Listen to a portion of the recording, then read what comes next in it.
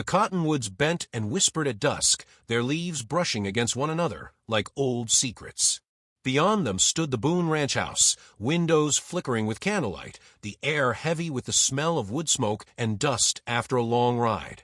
Inside, a song carried, soft, almost trembling, as though the singer feared to be heard. It was not the voice of a lady in silk, nor of a mother still alive to cradle her child. It was Clara, May, the maid, her rough hands stroking the hair of a restless girl who refused to sleep. Annie Boone clung to her like a lifeline. The little one's face was pale, her lashes wet from earlier tears. Clara rocked her gently, humming a tune remembered from her own mother, plain, not pretty, but steady as rain on a tin roof. She sang with her eyes closed, as though pouring every secret ache of her heart into the lullaby. For in truth, Clara May knew her place. She was only the help, a shadow in a house where her name would never be written on the door. Clara May had not always been a servant. Once she was a ranch girl in her own right, riding bareback across meadows until life's cruel turns whittled her pride down to dust. Now she scrubbed floors and mended linens beneath the judgment of others. To the town, she was little more than Boone's maid. Yet inside those quiet nights, when Annie's tiny hand wrapped tight around her finger, Clara felt the faintest echo of belonging. The man who owned all this land, Silas Boone, was a figure as tall and stern as the windmill standing guard on his fields. Since his wife's death, he had been a man of few words, his face carved in lines of silence. Townsfolk said he was cold, though they envied his cattle, his barns, his acres of grass. What none saw was the hollowness inside him, the way grief had emptied out his home until even laughter seemed foreign. And so Clara sang while the house slept, unaware that on one late night ride home, Silas himself paused in the doorway. Dust clung to his boots, the long trail still heavy on his shoulders. He froze at the sound of the lullaby.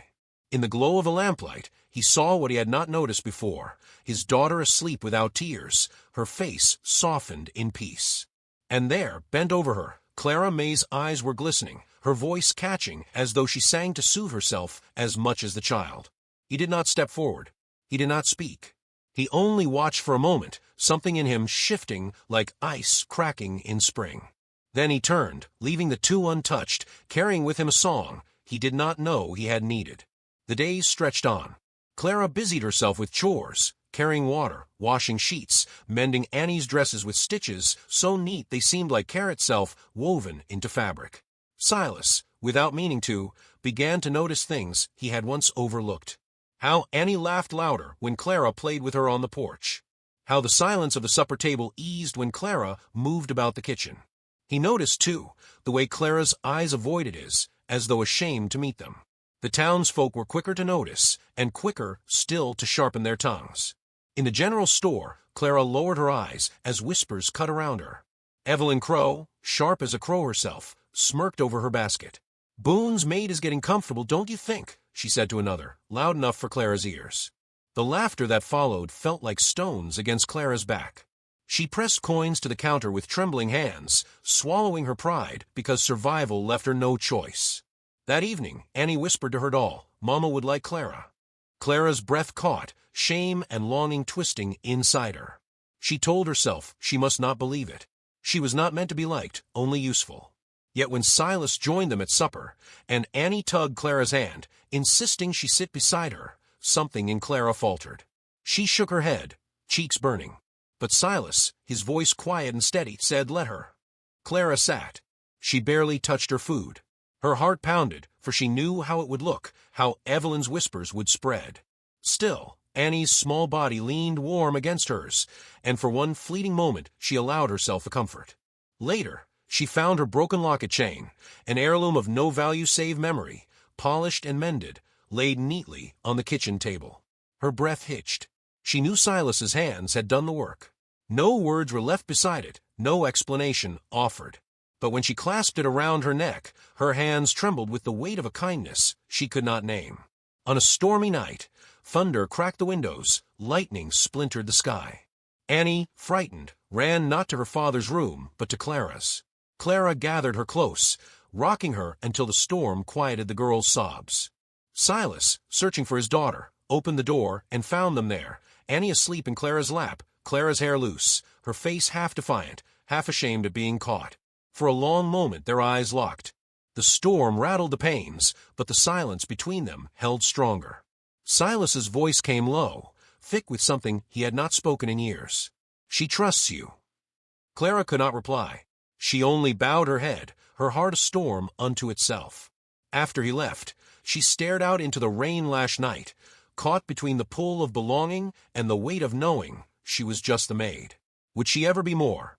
The mornings grew colder, and with them the air in town sharpened like glass.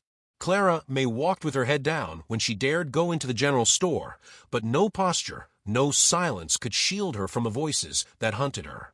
Evelyn Crow stood tall among them, her widow's black dress rustling like crow's wings as she leaned close to another woman. "Mark my words," she said with cruel delight, "the maid is climbing Boone's stairs one step at a time." The laughter that followed trailed after Clara like a curse. She returned to the ranch with cheeks burning, telling herself she would not cry. Yet that evening she could not meet Silas's eyes, not even when Annie pulled her close and begged for another song. The whispers had begun to fester inside her, making her believe she was staining the house she longed to protect. At the Sunday gathering, the shame became flesh. Evelyn cornered her by the church steps, voice raised so the crowd could hear. "You think yourself lady of Boone's house," she sneered, her smile thin as a blade. "Parading where you don't belong." Clara's throat locked tight. The faces around her turned hungry for scandal. She fled, the gravel of the churchyard biting through her shoes, her eyes stinging with unshed tears. That night, she packed what little she owned a quiet heap, her heart heavy with the thought of leaving before she ruined them all. When she told Silas, her voice was barely a whisper. "I should go." He looked at her for a long moment, his silence carrying more weight than words. Then, with a low voice, he said, "This house has been empty since my wife passed. You filled it with song again." The tears she had held back spilled then. She shook her head, insisting she was not fit, that she was nothing more than the help. His hand reached for hers, not holding long, just brushing, just trembling. For Clara, that touch burned deeper than any embrace. It said what he did not, "I see you." But peace never lingers long on the frontier. A week later, while Silas rode out to tend business with his cattlemen, Annie slipped unnoticed from a ranch house. She had heard Clara's talk of wildflowers near the river and wanted to surprise her. The river, swollen with storm, was no place for a child. By the time Clara discovered her absence, the girl was already gone. Panic seized Clara's chest. She tore through the town, calling for help, her skirts mud-stained, her hair loose in the wind. Faces turned to her, Evelyn among them, but no hand lifted, no boot stirred. Evelyn's voice rose above the silence. "Why don't you ask your rich cowboy?" A cruel laugh followed. Clara realized then she was truly alone. Her heart pounding, she ran toward the river. The sky hung heavy with gray, the air damp with coming rain. She reached the bank and saw Annie, small, trembling, clinging to a broken branch as the current thrashed around her. The child's screams were thin against the roar of water. Clara did not think. She waded into the torrent, the cold biting through her bones, the current dragging her skirt like hands trying to pull her under. She pushed forward, choking, stumbling, every step a fight against the river's fury. Reaching Annie, she wrapped her arms around the girl, pulling her tight against her chest. The current nearly took them both, but Clara's grip was iron, her lullaby breaking from her lips even as water filled her mouth. "Hush now, baby girl," she gasped, voice trembling. "I've got you. I've got you." They collapsed on the shore at last, Clara's body shielding Annie from the rain and mud. She wept with relief, pressing the child to her, her lullaby now no song but a sob. And in that broken moment, Silas Boone came thundering through the storm. He slid from his horse, running, his coat whipping in the wind. He gathered Annie into his arms, but his eyes did not leave Clara. She was shivering, her dress torn, mud streaked across her face, yet she was radiant with courage. The river behind her roared, but all Silas saw was the woman who had risked her life when no one else would lift a hand. Gossip, judgment, whispers, none of it mattered. What mattered was here on this muddy bank, where a maid had proved herself made of iron and grace. In the weeks that followed, the ranch grew warmer, not with declarations, but with gestures. Silas made sure Clara sat at the table, not the corner.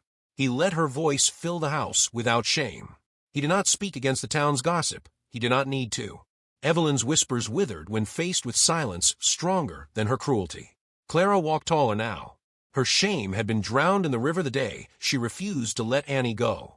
She knew she belonged, not because she had been invited to, but because she had chosen to stay.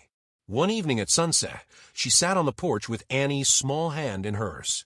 Silas's shadow stretched across the boards beside them, steady as the land itself. The wind carried her song again, but this time it was no maid's tune of duty.